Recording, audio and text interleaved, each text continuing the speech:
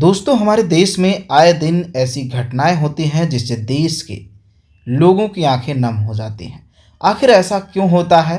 अब इस घटना पे तमाम राजनीतिक नेता अपनी अपनी बातें रखेंगे। तो दोस्तों, क्या आप ये नहीं जानते हैं कि ये घटनाएं ऐसा नहीं है कि एक ही सरकार में होती हैं। ये घटनाएं लगभग होती हैं, किसी सरकार में ज़्यादा तो किसी सरकार में कम, पर होती हैं सभी सरकार में। इसका क्या वजह है? समाजवादी पार्टी के राष्ट्रीय अध्यक्ष अखिलेश यादव ने अपनी ज़ुबानी से बताया है। भी वीडियो में आप आगे देखेंगे।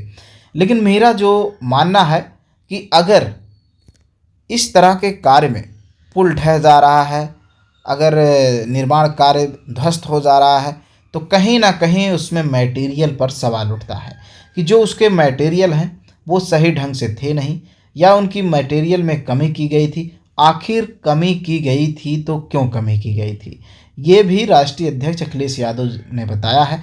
साथ में अभी और तमाम इस पे पूरे भारत में डिबेट होगा। पूरे भारत के जो राजनेता हैं वो अपनी अपनी बातों को रखेंगे।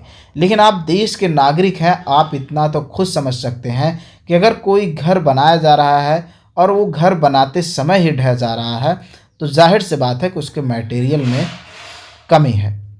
और ये मटेरियल में कमी तभी हो सकता है या तो ठेकेदार चोरी कर रहा है या तो ठेकेदार से चोरी करवाया जा रहा है।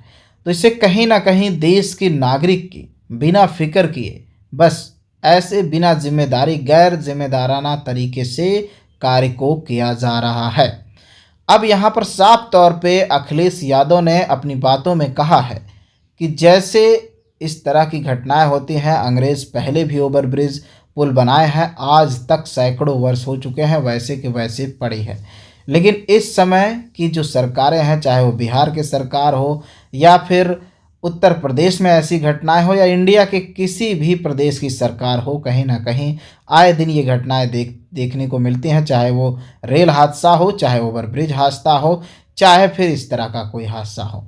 हादसा तो होता है और मरते गरीब लोग हैं। अब यहाँ पर मुद्दा ये है कि ऐसा क्यों हो रहा है?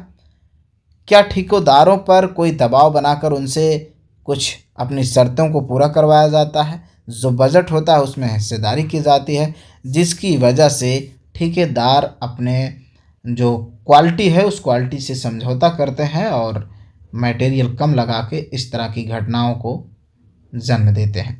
आइए जानते हैं इस पूरी रिपोर्ट्स के बारे में। आपको बताना चाहेंगे कि स्टेशन पर शनिवार कन्नौज का जो रेलवे स्टेशन है, शनिवार को दोपहर निर्माणाधीन भवन लिंटर उसका ढह गया। हादसे में लगभग 30 मजदूर मलबे में दब गए।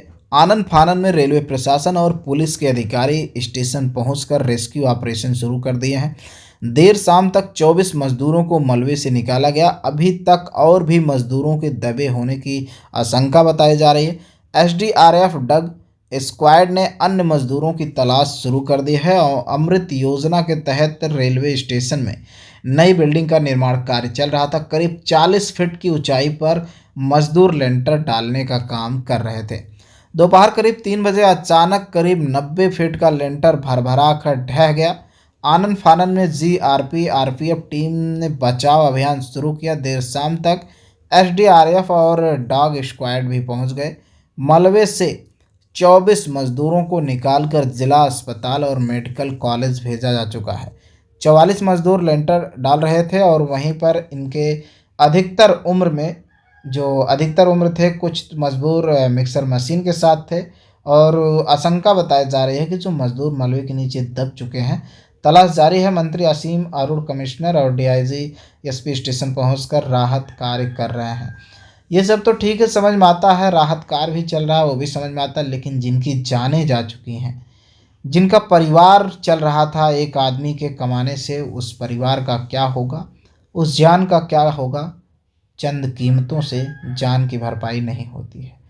तो इस वीडियो के माध्यम से निवेदन है कि अगर काम हो रहा है ऐसे कार्य को सतर्कता से करें, पूरी जिम्मेदारी से करें।